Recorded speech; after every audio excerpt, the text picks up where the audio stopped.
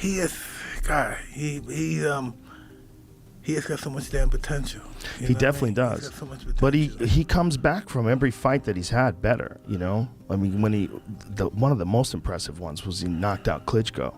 Oh my God. Klitschko's seen better days, though. Change, another inconsistency in Anthony Joshua. I now understand, I believe having watched this, where Jake Paul is getting his confidence from. How he's built this narrative in his head that he genuinely has a chance. I think the thing to remember here, though, is that Anthony Joshua doesn't struggle against all smaller fighters. This might be his last fight, getting in there with Anthony Joshua and getting knocked out. Joe Rogan and Mike Tyson break down the Jake Paul versus Anthony Joshua fight, highlighting the differences between the fighters. Tyson emphasizes that Joshua must control his punches, as Jake is not at his level. Rogan calls Joshua one of the scariest men in boxing, while noting the risk of Paul facing such a powerful opponent, especially considering Paul has only done exhibitions with retired or older fighters. It's one of the craziest propositions of all time. You take a guy who just had a boxing match that looks like a sparring match with a 58-year-old Mike Tyson, and then you're going to fight one of the absolute scariest knockout artists in the heavyweight division. Maybe we should watch the Francis Ngannou fight so you could see. Let's watch that real quick, just so you can see what Anthony Joshua is capable if he's fighting someone that's not in his league. Okay, look, Usyk beat him, and he beat him twice, and Andy Ruiz caught him in the first fight and dropped him and stopped him. It was spectacular. Andy Ruiz is super fucking talented. Usyk is perhaps the greatest heavyweight boxer of all time.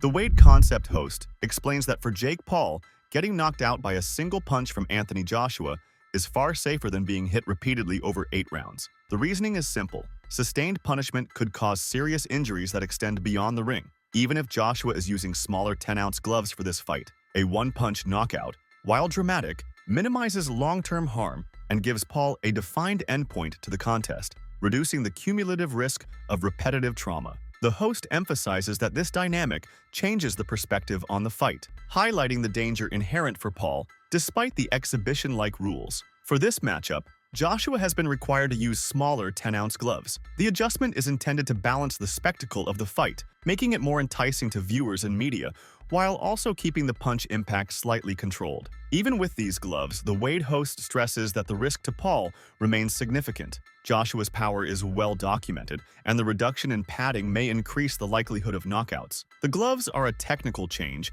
but they do not remove the fundamental disparity in strength, skill, and experience between the two fighters, ensuring that every punch carries serious consequences.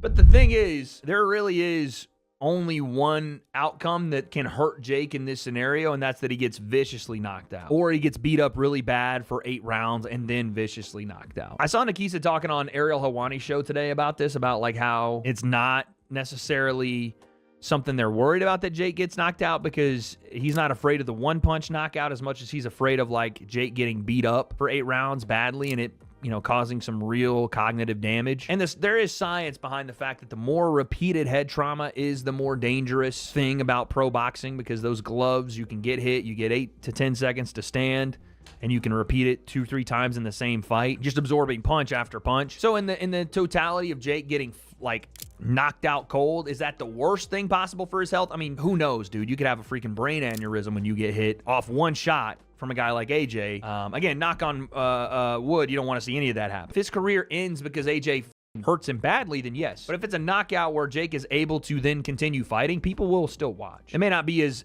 big as the AJ fight, but he still has an opportunity to make money in boxing. Again, the only way it wouldn't be the case is if Jake got like permanently injured from this fight, which is part of the reason that they take this fight, is because Jake doesn't really have anything to lose here outside of, again, the bodily harm. You know, you fight a guy like Tommy Fury again, which I want to see, I think is more competitive, but doesn't bring the eyes that AJ does. So again, this is the entertainment business, and these Netflix fights are made for a massive audience. But you lose to Tommy Fury again, even by decision, that deflates Jake more than a knockout from Anthony Joshua. A loss to KSI deflates Jake more than a loss to Anthony Joshua. This is a perfect, even if Jake would have gotten just schooled by Gervonta Davis, it would have deflated him more than a knockout, I think. Yeah, it's a lot of risk, a lot of reward, but as far as your marketability, as long as you don't get permanently injured, which is a big if. Nakisa Badarian explains the reasoning behind choosing Joshua as Paul's opponent. Because the fight is being documented for Netflix, the organizers needed a matchup that would create maximum visual and narrative impact. They had to consider several factors, including fighter profiles, media appeal, and audience expectations. Anthony Joshua met these criteria perfectly. He is a recognized world champion with international acclaim, making the bout highly marketable. His presence elevates the stakes, creating a storyline that is compelling for both viewers and promotional partners. The Netflix documentation amplifies every aspect of preparation and the fight itself. And, Jake Paul being Jake Paul, he wanted to focus on the biggest, baddest names possible. That included Terrence Crawford, that included Ryan Garcia, that included Tommy Fury, that included Anthony Joshua. And we probably had, 30 or 40 names that we kind of reviewed. And I will say at least 12 or 13 names that agreed to do the fight, some within the 2-week period, actually. But from a Netflix perspective, they were very keen on Joshua. They were interested on Crawford. They were interested in Ryan Garcia as potential opponents for Jake Paul. They were interested in Tommy Fury at some level as well. And the one that Jake gravitated towards was Anthony Joshua. Once it became clear Ryan couldn't do the fight as well, Ryan was also something that he was interested in doing. And the deal came together mostly because Jake mentioned this as of March of this year, right? That's the first time he was on a podcast and said, I think I can beat Anthony Joshua. Everyone laughed. At the time, Eddie Hearn said this is another, media attention-seeking moment for Jake Paul. I made it clear then to Eddie and to the media, Jake was serious and we wanted to do it in 2026. We had further conversations with Matchroom in July of this year with the understanding that if Jake got through Tank Davis, and even though that was an exhibition, it was very much structured to be a real fight in every way, shape, and form, then we would look to make Jake versus Joshua in 2026. So that gave us a head start in terms of trying to come to an agreement with Matchroom and AJ, and we were able to get it done. I just want to ask about a couple of those names that you mentioned.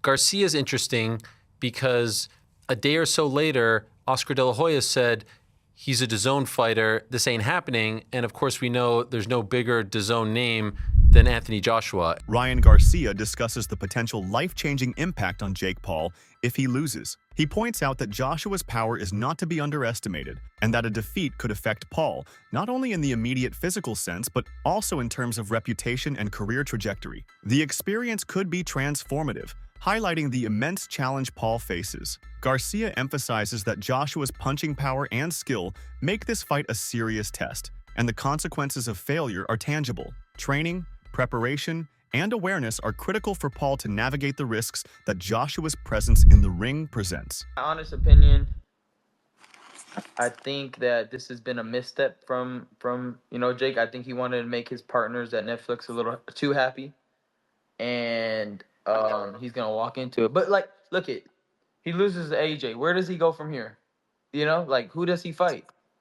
You're gonna go back down to 135? The problem is not that he loses to AJ. The problem is the way he's gonna lose to AJ might be life changing. Right. So that's the real issue. It could be life changing in many ways, right? Physically. Yeah. See what he did in Ngannou.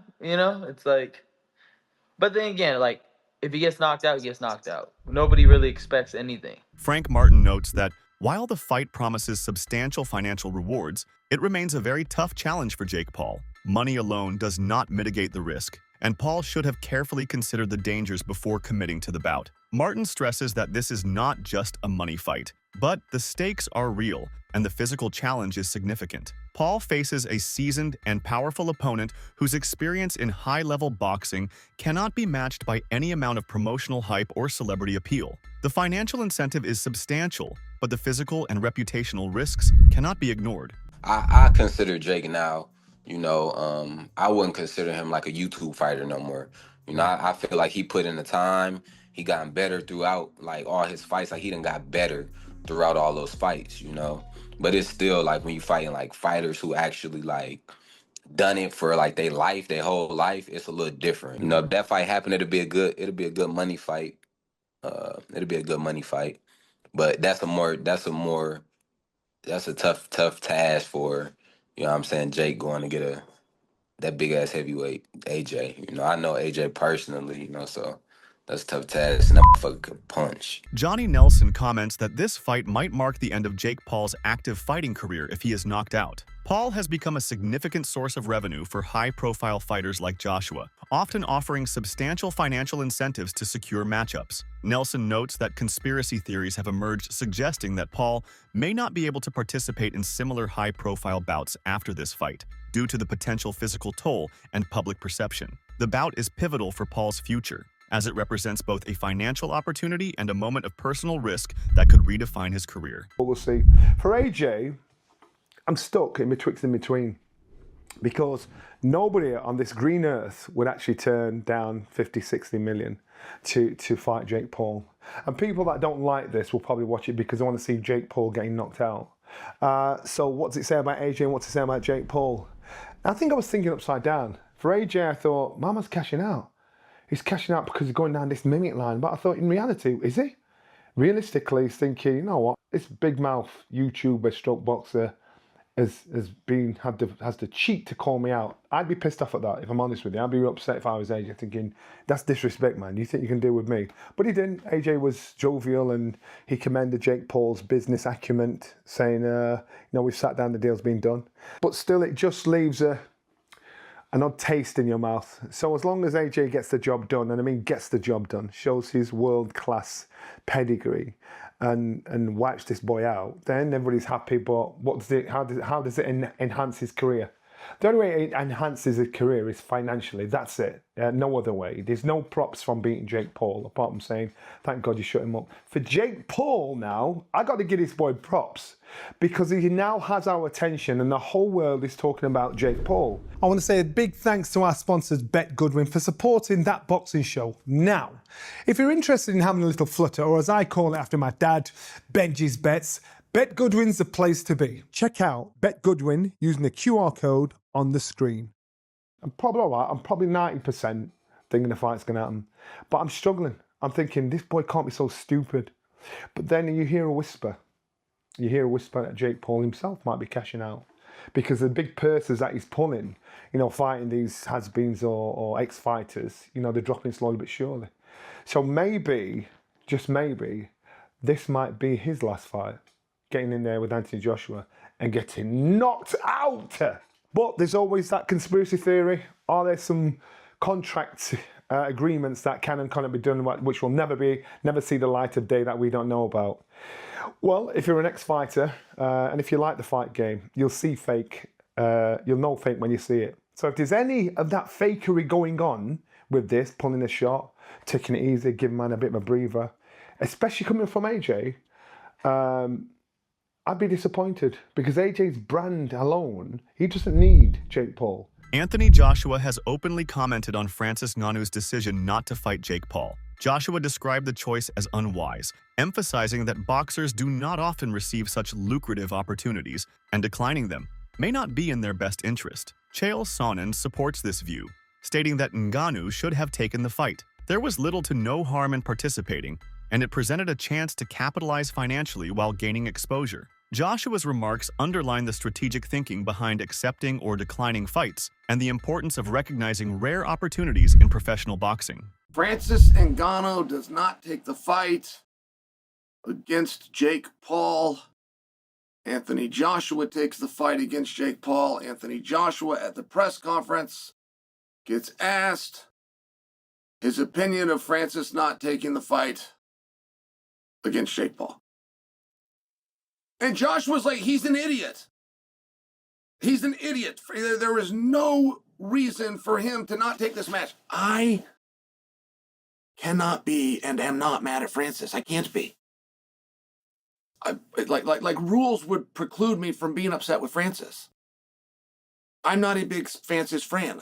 Francis fan. I'm not a Francis supporter.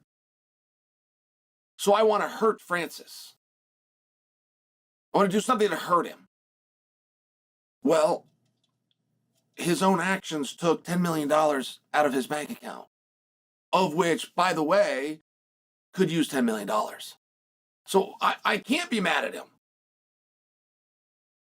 If I teased him, and by God, get in there and he go, oh my gosh, I heard Chael and I heard from all the Eagles, and what was I thinking? And Joshua's out, and this is my chance of redemption. Hey, put me in, Jake. That would then help him. That would be positive for Francis. That would create envy as well as jealousy from outside observers like me. But I will tell you, trying to break down and understand how we got to this conclusion is mind-boggling. You ever met a writer? Your whole life, have you ever met a writer? Maybe went to college for it and they're a writer. Do you want to know the hardest thing in the world that person's going to have to do to make money? Find somebody to pay them to write. Jake Paul has stated that Anthony Joshua struggles against smaller fighters, suggesting a potential advantage for him in the bout. Analysts, including a commentator named Henry from a podcast, have broken down Joshua's fights against smaller opponents, noting patterns in his performance. While Paul highlights a perceived vulnerability, the analysis points out that Joshua's technical skill, power, and reach advantage generally compensate for size differences. The discussion reflects the broader debate on how physical disparities affect outcomes, but Joshua's experience and preparation make him a formidable challenge regardless of Paul's claims. I'm going to tell you why Anthony Joshua definitely doesn't struggle, and that's against guys who are of a similar stature to him. When he won his first world title against Charles Martin, he was a taller heavyweight, not taller than AJ necessarily, but a heavyweight of taller stature, and he got that one with a very simple knockout. It was one of the easiest fights of Anthony Joshua's career. He had a war against Vladimir Klitschko, but again, he was highly competitive and eventually managed to get Klitschko out of there. In the Kubrat Pulev fight, while it was a mixed performance, he did end up producing one of his best knockouts. Similarly against Robert Helenius, whilst AJ probably didn't put in one of his best performances, again, it ended in another dramatic knockout. He was punch perfect against Otto Wallin, in my opinion, and he had that absolutely devastating knockout win against Francis Ngannou, who, of course, an absolutely enormous man with a fantastic chin, or so it seemed until Anthony Joshua got his hands on him. Even earlier on in his career against the likes of White, Brazil, and Molina, these were all taller heavyweights who AJ dealt with consummate ease. Of course, most recently, he had that loss against Daniel Dubois. So the reason I mention all of these is to say that AJ doesn't struggle against every shorter man. Therefore, if Jake does okay in some capacity, as I say, loses on points or manages to go several rounds of Anthony Joshua, then you have to say that Jake Paul's quite a bit better than we thought. And Anthony Joshua, yeah, he's slipped since then a bit. I mean, AJ physically was better back then, but he's way more experienced now, so he's maybe around the same overall. It probably all evens out. But the point is, you'd have to give Jake Paul some credit in that situation and really worry about where Anthony Joshua is at this point. Overall, whilst some of the things that Jake Paul's saying might be true, it still doesn't mean that he has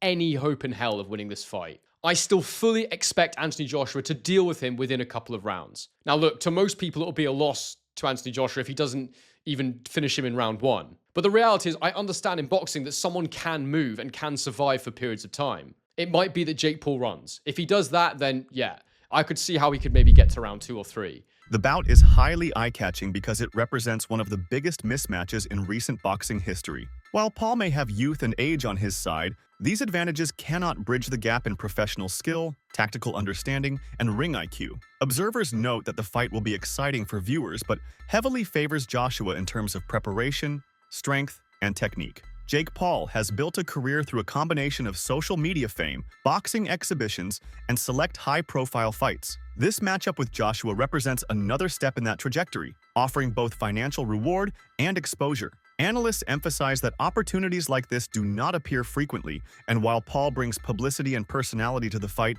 he faces a technically superior and much more experienced opponent. The bout tests Paul's readiness for serious professional boxing challenges, highlighting the gap between promotional success and technical boxing skill. Just makes you think, why the fuck would he do this? And the only rational idea I can think of for why he's taking this fight is the fact that, from what I could find, it seems he's getting paid around $92 million by Netflix for this fight. And I'm sure all of you that are watching have all had that conversation with your friends where you ask dumb shit like, how many millions to box Anthony Joshua? I mean, yeah, I'd gladly take brain damage for $92 million. I'd do it for like $20K. And I don't think Netflix are going to be happy with replacing Gervonta Davis with a Nate Diaz rematch, as much as Nate Diaz may love that. Who do you want to fight next? Maggots. Who do I want to fight next? I want to beat the fuck out of Jake Paul. Paul and Anthony Joshua, either one. Oh, shit. Yeah, you may think Nate Diaz is being delusional here, but I mean, I'd take brain damage twice in one night for that kind of money. And as crazy as it seems that Jake Paul's actually going to be boxing Anthony Joshua, it doesn't seem as crazy as Netflix. That's it for today's video. Stay tuned until next time.